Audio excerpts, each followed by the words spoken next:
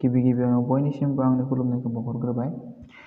दिनै आं फोरोंनो आखायाव लादों 9 थाखोनि सोंथि 2.5 बेनिनो 13नि सोंथिफोरखौ आं खालामनानै होगोन दिनै। दिनैनि भिडिअखौ जागायनायनि सिगाङावनो नोंथांमोना जुदि आंनि चेनेलखौ दाबो साबस्क्राइब खालामनानै लायाखैब्ला चेनेलखौ साबस्क्राइब खालामनानै ला, लोगोसे खाथियाव थानाय बेल आइकनखौबो थुनानै ला, जाहाथे आंनि गोदान गोदान भिडिअ आपल'ड होनायखौ नोंथांमोना बयनिबो सिगाङावनो नुनो मोननाय बादियै। बिदिब्लाथ' जों दिनैनि भिडिअखौ जागायनोसै। 13नि सेयाव दङ जोंनिया x + y + z = 0 जायोब्ला दिन्थिदि x³ + y³ + z³ = 3xyz जायोनो। अब्ला x³ + y³ + z³ माने बेसेबां जानांगौनो? 3xyz जानांगौनो। बिदिब्ला जोङो बेयाव मा होनाय दङ बेखौ लिरनोसै। होनाय दं एबा बेयाव उनाव लिरनो हायो। बेयाव मा दङ? x + y + z मानि समान जायोनो? 0नि समान जायोनो। जों मिथिगौ, जोङो मिथिगौ। मा मिथिगौ? मोनसे फर्मुला मिथिगौ। माबादि formula? x³ + y³ + z³ - 3xyz समान मा जायोनो? x + y + z हल x² + y² + z² - xy - yz - zx बेबादि मिथिगौ जोङो। बे मोनसे फर्मुला जाबाय। दानिया जोङो मा मान दङ? होनाय दङ जोंनि मान मोनसे x + y + z नि माना बेसेबां? 0। दानिया जोङो x + y + z नि जायगायाव जोङो 0 फज'नानै मा मोनो नायनोसै जोङो।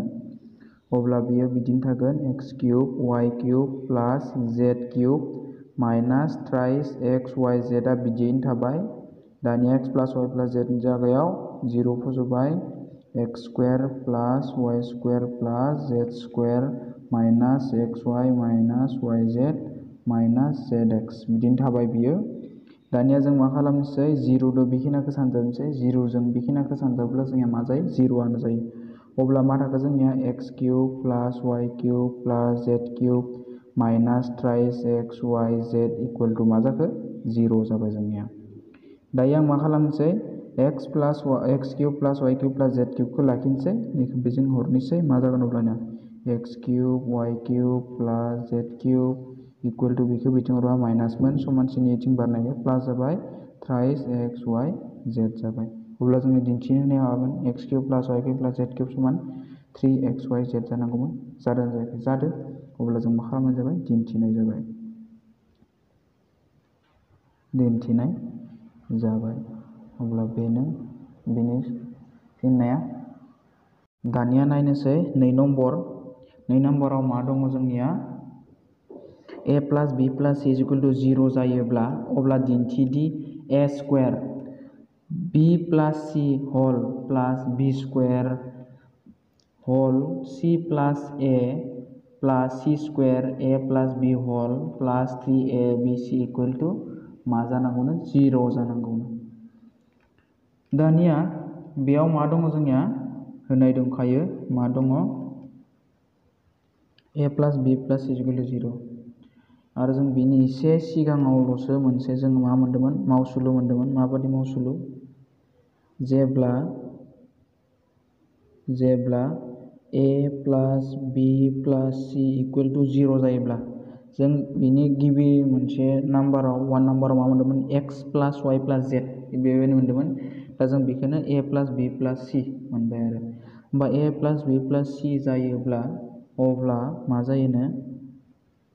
बेबादि जायोब्ला जों मानि समान होनना बुंनो हायोनो? a³ + b³ + c³ = 3abc a³ + b³ + c³ मानि समान जानो हायोनो? 3abc बेखौ जोङो फोरमान खालामखांबाय। अब्ला जोङो बेखौ 1 नम्बर होननानै लानो हायो। दानिया जों बेखौनो माने होनाय दङ। बेखौनो जों मा होनबाय? आरो a + b + c = 0।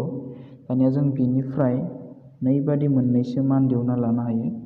माबायदि मान दिहुनना लागोन जोङो बेयाव दोङो b plus c plus a plus b बेबायदि दङ।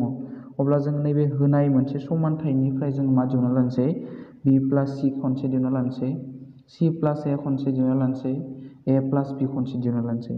बिदिबा नायदो मा खालामबाय आङो b प्लास दिहुननो थाखाय b प्लास c खौ लाखिबाय अब्ला a आ बिथिं थांबा मा जागोन दानख' से जाहैगोन जाबाय।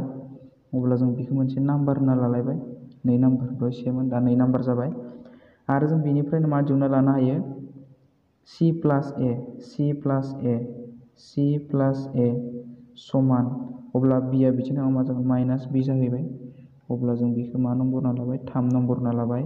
नेक्स्टआव जोङो मा दिहुनना लानो हायो a प्लास b बेनिफ्राय a प्लास b दिहुनबाय अब्ला मा थागोन माइनास c जायो। अब्ला जों बेखौ मा नम्बर होबाय 4 नम्बर होबाय। दानिया जों मा खालामनोसै आगसि फारसे जों लानोसै आगदा फारसेथ' 0 दङ आगसि फारसे मा मोनो जों नायनोसै left hand side equal to मा दङनो a square b plus c whole plus b square c plus a plus c square a plus b plus thrice abc बेबायदि दङ। दानिया जों मा खालामबाय 2 नाम्बार 3 नाम्बार 4 नम्बर बिनि मानफोरखौ फज'बाय जोङो a स्क्वायर दोङो इन्टु b प्लास c नि माना बेसेबां minus a plus b square c plus a नि माना बेसेबां minus b plus c square a plus b नि माना बेसेबां माइनास c प्लास बेजों मा दङ 3abc दङ।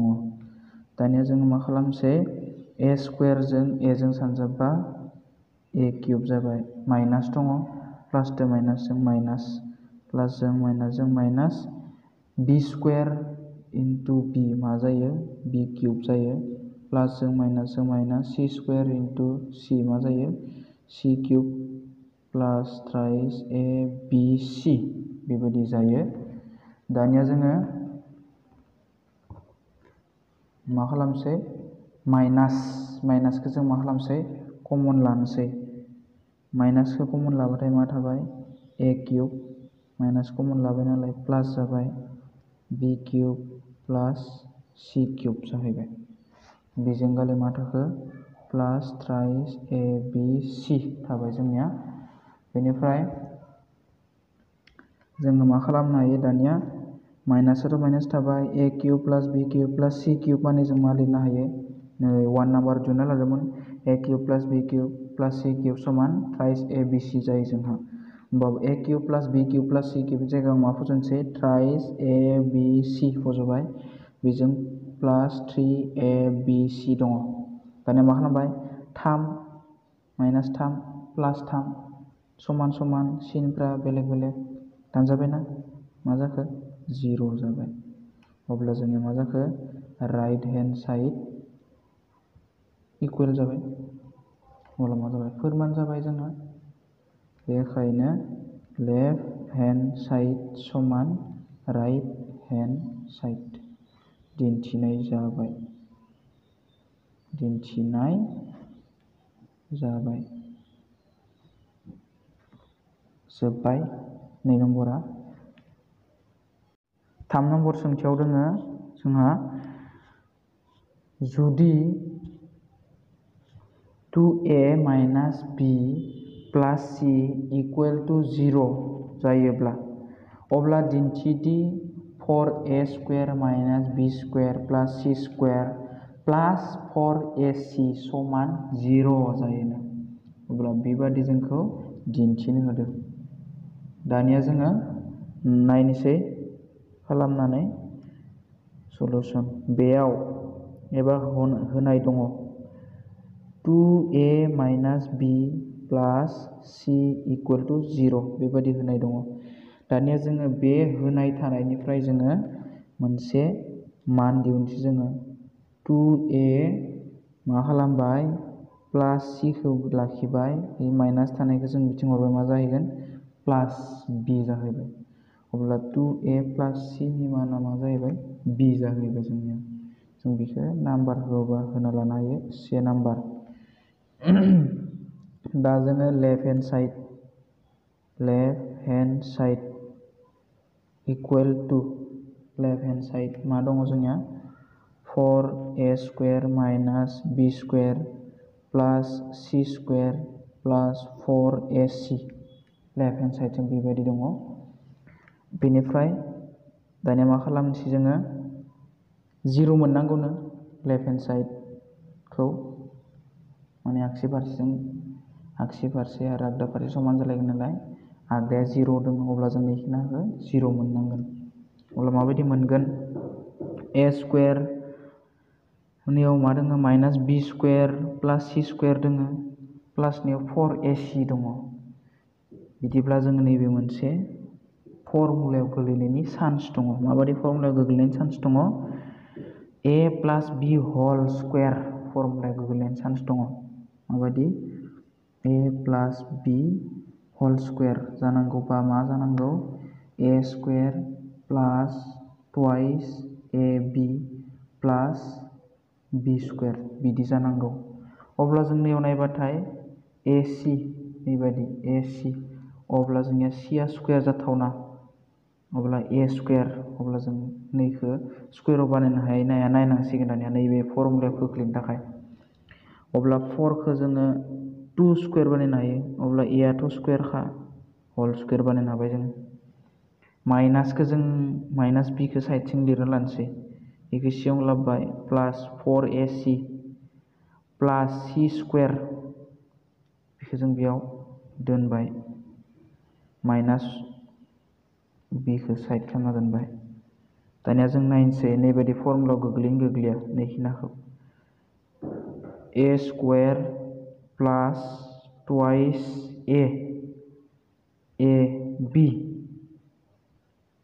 प्लास b स्क्वायर गोलैदोंना गोलैयाखै नायदो a square plus twice a आ नैया b आ मा c अब्ला जों नैसोर मोननैखौ सानजाबा 4ac मोनगोन ना मोना नाय नैसिनजाब 4 4ac जादों मोनदों। अब्ला जों बेनिखायनो बेयो माबे फर्मुलायाव गोग्लैखो नैबादि महर जाबाय नालाय a plus b whole square जागोन। अब्ला a आ बेसेबां दङ 2a दङ b आ बेसेबां दङ c दङ अब्ला बेयो प्लास नालाय प्लास होल स्क्वायर जाबाय माइनास b स्क्वायर दङ बिथिं गोलैयो।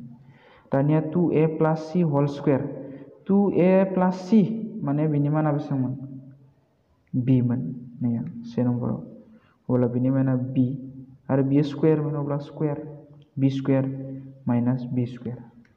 दानिया b स्क्वायरनिफ्राय b स्क्वायर थांबाथाय मा जायो जोंना 0 जायो दानजाबाय नालाय 0 जाबाय। अब्ला राइट हेन्ड साइडजों समान जाबाय अब्ला मोननैबो समान जाबाय बेनिखायनो left hand side equal to right hand side दिन्थिनो होदोंमोन नालाय दिन्थिनाय जाबाय।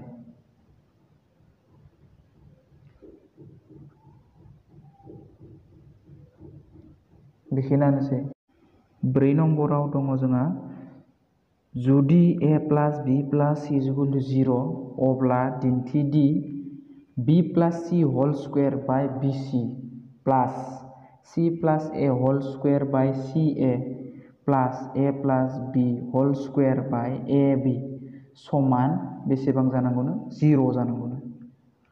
अब्ला जों बेखौबो नायनोसै माबादि खालामनो हायो। बेयाव माबे होनाय दङ जोंनिया बेयाव a plus b plus c समान 0 होनाय दङ। दानिया जोङो मा दङ नैफ्राव b plus c plus a plus b बिदिब्ला जोङो मा खालामनानै लालायनोसै नैनिफ्राय b प्लास a नि मान दिहुनना लालायनोसै c प्लास a नि मान दिहुनना लालायनोसै a प्लास b नि मान दिहुनना लानोसै नै मोनसे होनायनिफ्राय। अब्ला जोङो मा खालामबाय गिबियावनो b प्लास c खौ लाखिबाय अब्ला a खौ इथिं हरबा माइनास ए जाहैबाय। नाम्बार होना लानो हायो जोङो से नाम्बार। बेनिफ्राय c प्लास ए नांगौ नालाय c प्लास ए खौ लाखिलायबाय, अब्ला मा जागोन माइनास b आ थांलायबाय, 2 नाम्बार होना लालायबाय।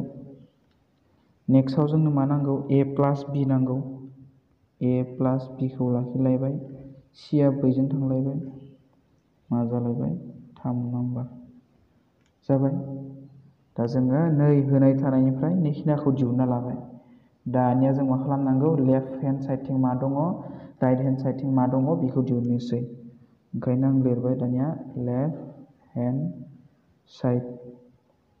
लेफ्ट हेन्ड साइडजों मा दङ b plus c whole square by bc plus c plus a whole square by ca plus a plus b whole square by ab बिदि दङ।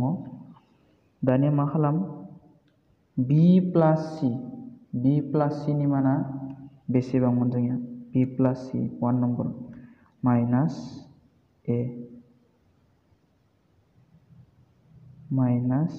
a होल स्क्वायर जाबाय।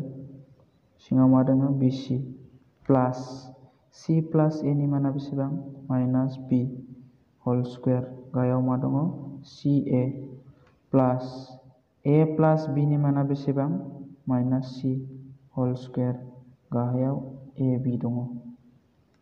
दानिया जों मा खालामबाय सानजाबबा मा जागोन a स्क्वायर बाय bc, माइनासआ खेबनै सानजाबबाथाय प्लास जायो, जरा थाबाथाय प्लास जायोमोन। b स्क्वायर माइनासआ प्लास जाबाय c स्क्वायर ab। दानिया मा खालामनो हायो जोङो दुसासा लानो हायो। बिदिथ' दाजाबनो हाया नालाय जोंनिया बुखाव खोन्दोफोरखौ, अब्ला दुसासा लाबाय। अब्ला दुसासाया मा जागोन जोंना bc ab ab ca बेबायदि नङाब्ला a b c गासैखौबो मोनसे मोनसे लानो हागोन जोङो a b c लाबाय जोङो दुसासाखौ। दानिया नैखौ सेफायनोबा नैबे bc खौ नै गाहायनि a b जों रानहरनांगोन। bc जों नै bc दानजालांबाय, मा थाखो a थालांबाय, नैबे a आ a स्क्वायरजों सानजाब जाबाय, मा जागोन a किउब जागोन प्लास ca आ नै ca खौ दानहरबाय, b थालांबाय, b जों b स्क्वायरजों सानजाबबाथाय मा जायो b किउब जायो प्लास ab जों ab आ दानजाबाय, c थालांबाय, c दो c स्क्वायरजों सानजाबबा c किउब जायो। दानिया नोंसोर गाहायाव लिरदो, आं बिथिं लिरना होनोसै इकुवेल टु मा दङ a cube plus b cube plus c cube. जोङो मा लिरनो हायोमोन a cube plus b cube plus c किउबखौ मा लिरनो हायोमोन थ्राइस abc बेबायदि लिरनो हायामोन। फर्मुला दंमोन जोंनिया गोजौआव, माबायदिमोन फर्मुलाया a cube plus b cube plus c cube equal to thrice abc बिदिमोन ना। अब्ला जों बेबायदियै फज'बाय नैखौ, बे फर्मुला बायदि फज'बाय। दानिया मा खालामनो हायो गोजौआव abc गाहायावबो abc दानजोब्बाय, मा थाखो 3 थाबाय। दानिया राइट हेन्ड साइडजों मा दंमोन 3 आनो दंमोन, अब्ला राइट हेन्ड साइडजों समान जाबाय। अब्ला बेनिखायनो left hand side equal to right hand side दिन्थिनो होदोंमोन नालाय दिन्थिनाय जाबाय। अब्ला बेबो बेयावनो जोब्बाय। 5 नाम्बाराव दङ जोंहा जुदि a square plus b square plus c square minus ab minus ab a मोननै जाबाय आंना, ab मोनसेल' जानांगौ, minus ab minus bc minus ca equal to 0 जायोब्ला अब्ला दिन्थिदि a आ समान b जों b आ समान c जों, अब्ला a b c गासैबो समान होननानै दिन्थिनो होदो। बिदिब्ला नायदो सलुसन। बेयाव मा होनाय दङ बेयाव a square plus b square plus c square minus ab minus bc minus ca मा दङ इकुवेल टु 0 दङ जोंनिया। दानिया आं मा खालामबाय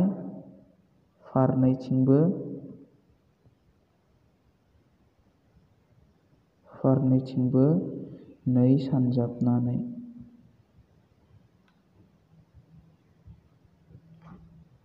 जों मोनो। फारनैथिंबो आं मा सानजाबनोसै नै सानजाबनोसै। फारनैथिंबो माने आगसिथिंबो आगदाजोंबो नै सानजाबबाय जोङो।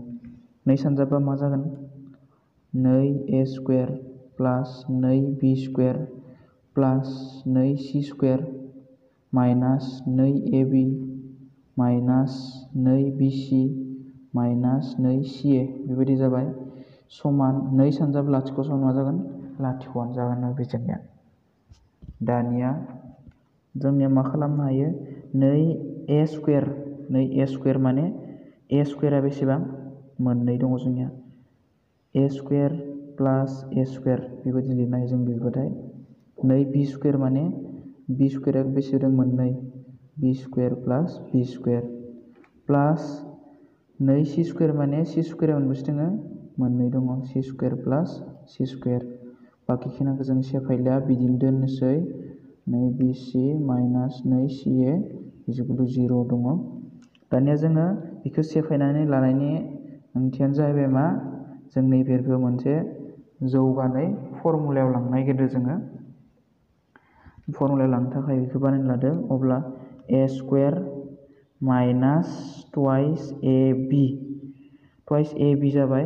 अब्ला जोङो नैथिंगालि b मोनसे लाना फैनोसै b स्क्वायर अब्ला बे मोनसे फर्मुलायाव गोग्लैगोन जोंहा ओंखायनो बिदि लिरना लाबाय। ओमफ्राय नेक्स्टआव मा लाबाय प्लास bc दङ नालाय अब्ला b खेबसे लानोसै c खेबसे लानोसै अब्ला b square minus twice bc plus c square लाबाय जोङो प्लास नेक्स्टआव मा लानोसै आरो ca फार्स्टआवनो c लानोसै c स्क्वायर प्लास जानो माइनास ट्वाइस ca दङ लास्टआव मा लानोसै a स्क्वायर लानोसै इकुवेल टु 0 अब्ला नायदो a नैयाव मोनसे दंमोन नैयाव मोनसे अब्ला मोननै b स्क्वायरा नैयाव मोनसे दङ मोननै c स्क्वायरा बेयाव मोनसे अब्ला जोङो बारा लिराखै जादों जोङो। दानिया जों मा जालायबाय नै मोनसे फर्मुला गोग्लैबाय a square minus twice ab plus b square formula गोग्लैबाय बियो।